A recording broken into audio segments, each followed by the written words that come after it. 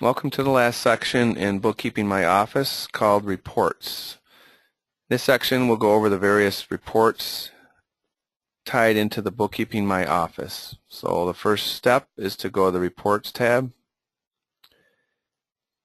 In the drop-down, you'll see here at the top we have 6 different reports tied into bookkeeping. If you don't see 6, then you need to go to Admin under Report Permissions and just make sure these bookkeeping, at least the administrator can see them, or whomever is watching this video. If you want to see that, you'd have to make sure that your security group is actually selected. And that's the case for any report that doesn't appear in your drop-down. It may be because your security group is not displayed here. So let's go back to reports now.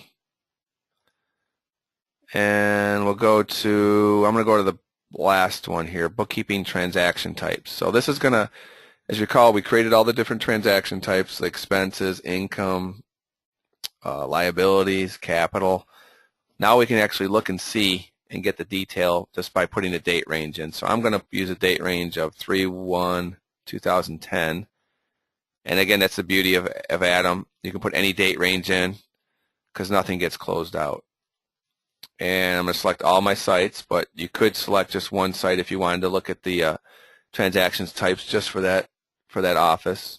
And the business type, obviously bookkeeping, my office. I hit go.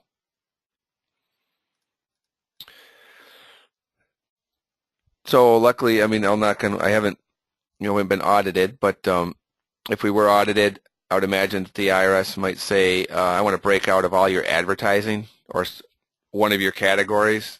And this report would show the breakout of that category. It'd show when it was logged in, who logged it in. Now, the report wasn't designed for specifically bookkeeping, so you see at the top it says cashier. That's actually the person who recorded the transaction. This would be the description, the date of the transaction, the client, as we were calling it, MasterCard, and the social, which means nothing really.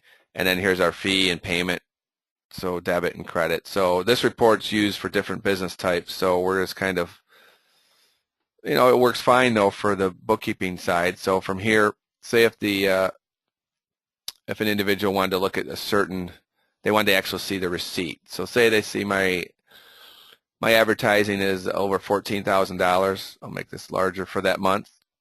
And they have some big ones, but maybe they want to just zero in on a smaller one and say, okay, show me this receipt for $759.17 from the yellow pages. So I just come over here under the Social Security number field, click on that link. Seems to be right into the month of when that was recorded.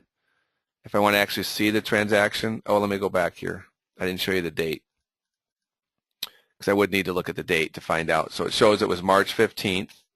Okay, that was when that was logged in. So now I'm going to click on that number here, the Social Security number field, shoot right into here, into the client's file, the MasterCard. And if I come right down here,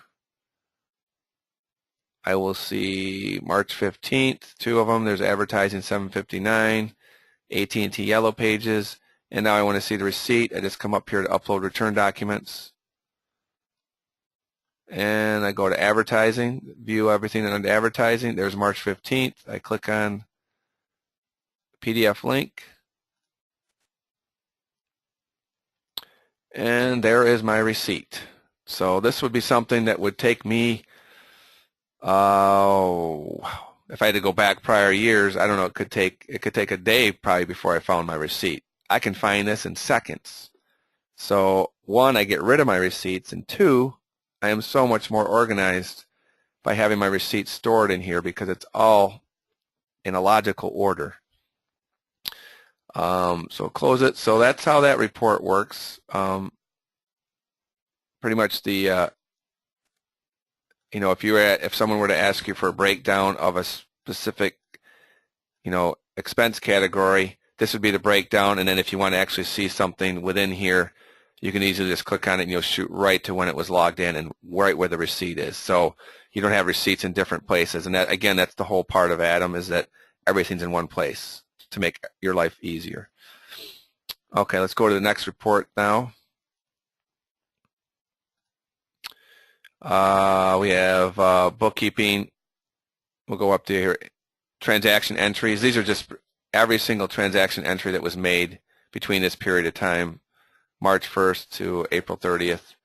I'll hit go.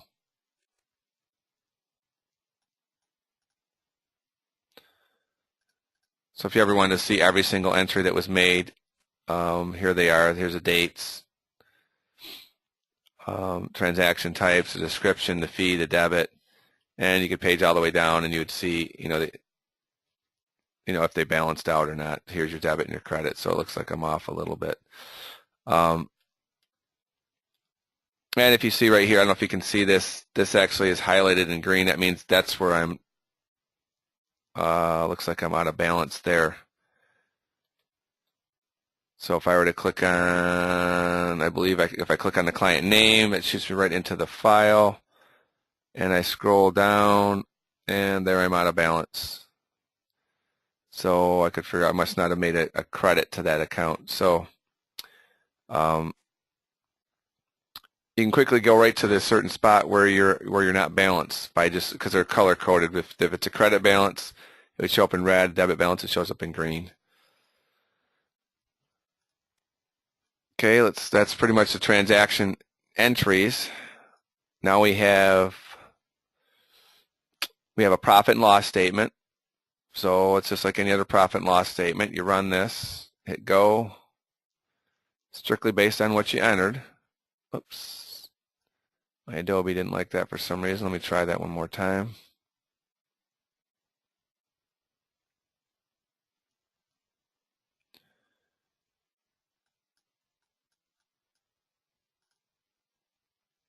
Oh, let's see here. Let's not lock up on me. Close this out. Maybe it's because I kept going back so many times. So let's try to start this again and see if I can get my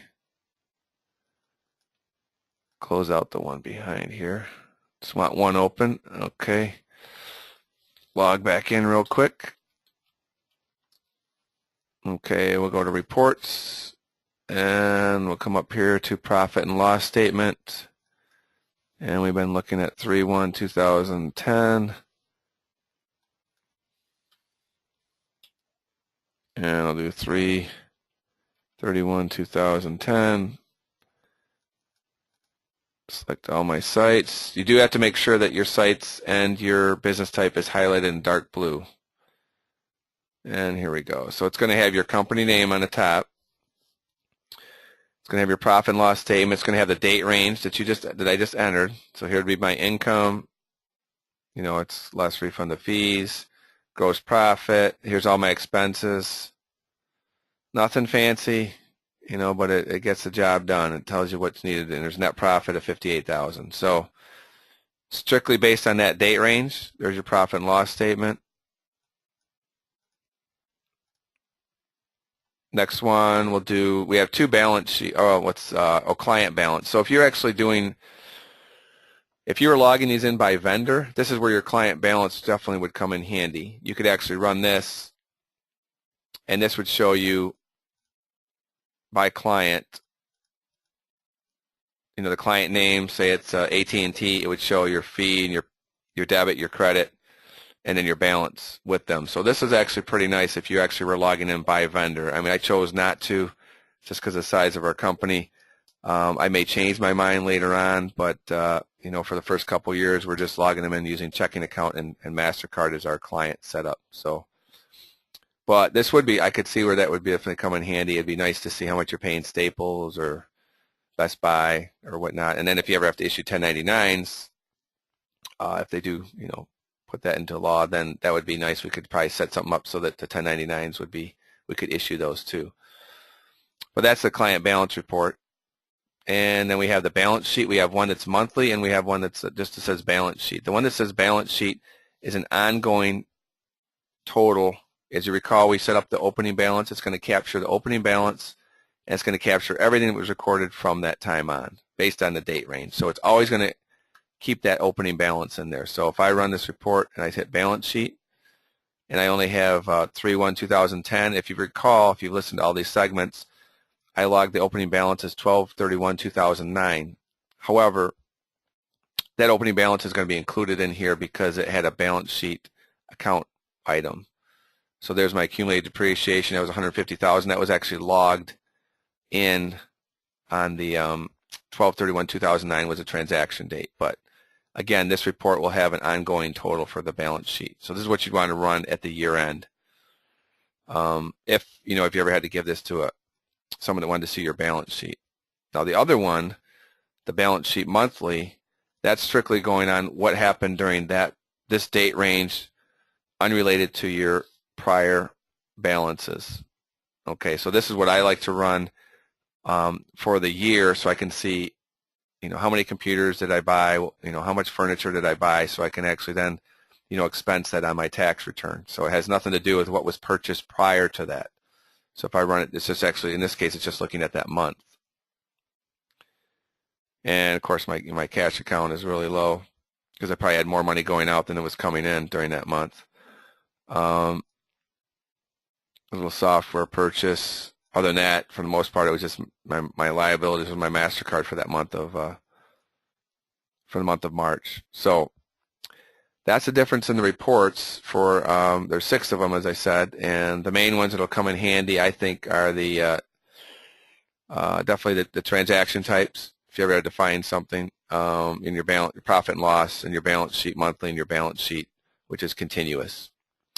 So that's the last segment I have on the Bookkeeping My Office. I hope you found it helpful, and if you can use it, like I said, we've tested it. It worked great for us, and the best thing of all is that it organizes your receipts, and you no longer have to store those in folders or in envelopes as I used to do them, categorized per month. So thank you for listening, and have a good day.